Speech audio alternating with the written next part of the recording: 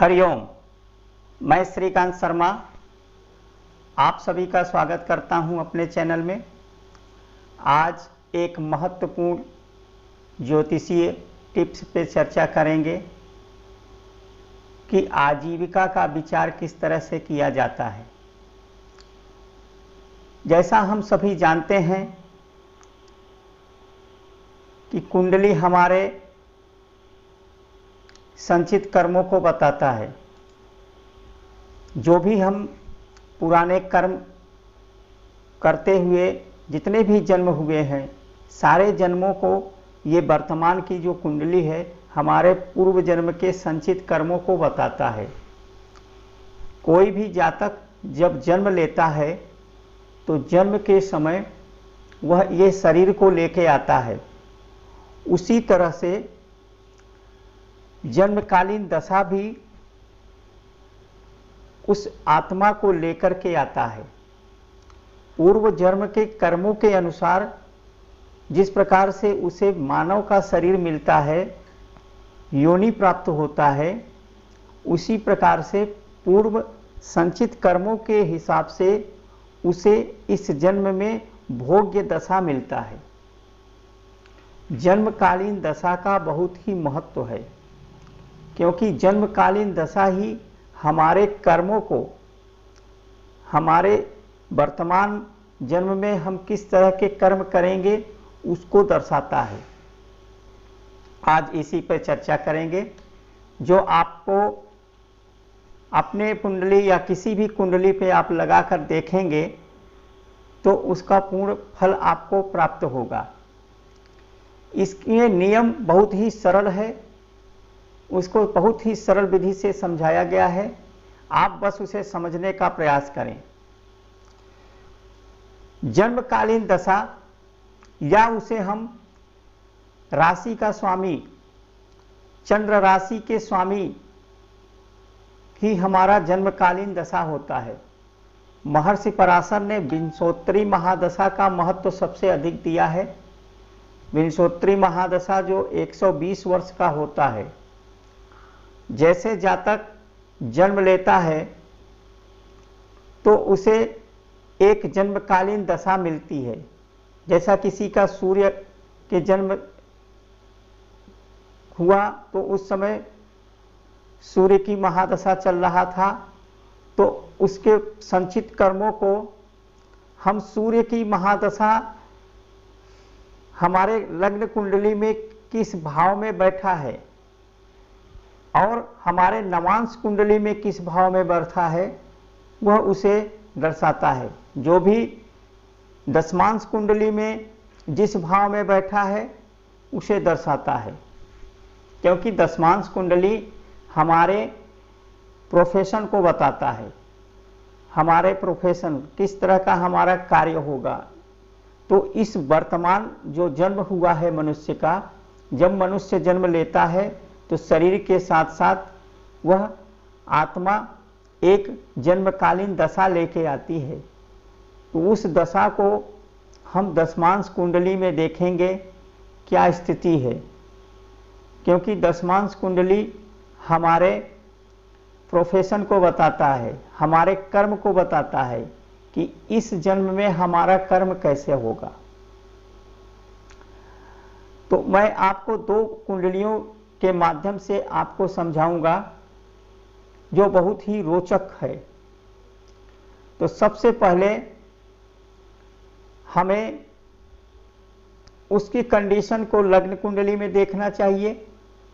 उसके बाद जो भी वर्ग कुंडली है उस वर्ग कुंडली में लगाओगे तो उसका किस प्रकार से उस व्यक्ति के जीवन पे, उस जातक के जीवन पे उसका किस प्रकार से उसके संबंध, किस प्रकार से उसके कार्य जीवन में कर रहा है वह दर्शाता है।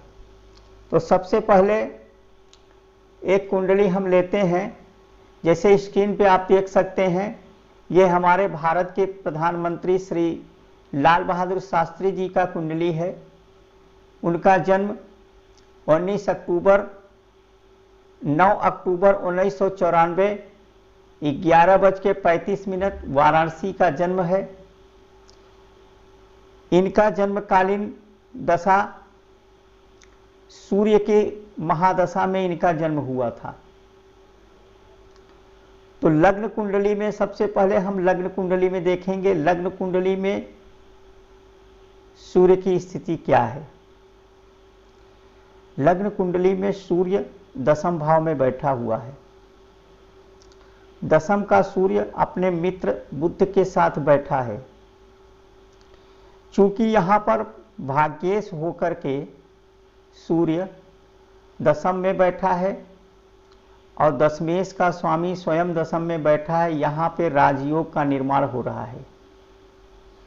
अब उसकी स्थिति को, सूर्य की स्थिति नवांश कुंडली में देखते हैं। सूर्य की स्थिति नवांश कुंडली, जैसा नवांश कुंडली हमारे स्पाउस को बताता है, नवांश कुंडली में चंद्र की राशि में बैठा हुआ है सूर्य, सेकेंड हाउस में। अग्नि तत्व की राशि, अग्नि तत्व का ग्रह मंगल के साथ है, तो इनका वैवाहिक जीवन भी सुखमय रहा। अब हम सूर्य की दशमांश कुंडली से उनके प्रोफेशन को, उनके कर्मों को देखते हैं। दशमांश कुंडली में सूर्य दशम भाव में स्थित है, अपने मित्र गुरु के राशि में, गुरु की राशि में स्थित है। जैसा कि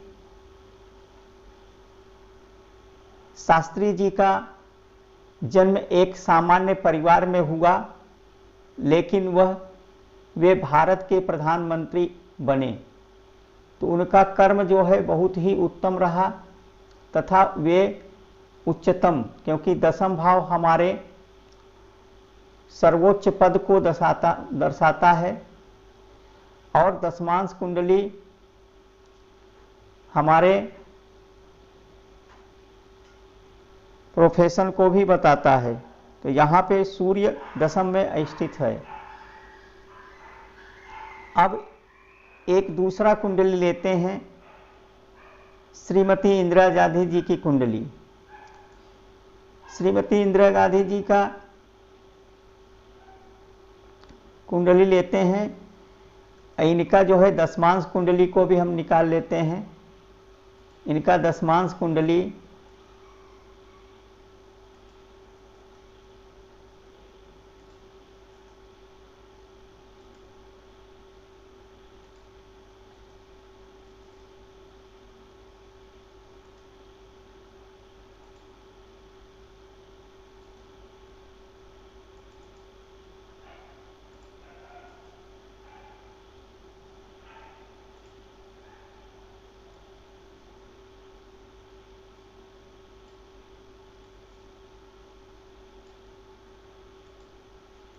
ये श्रीमती इंदिरा गांधी जी का कुंडली है।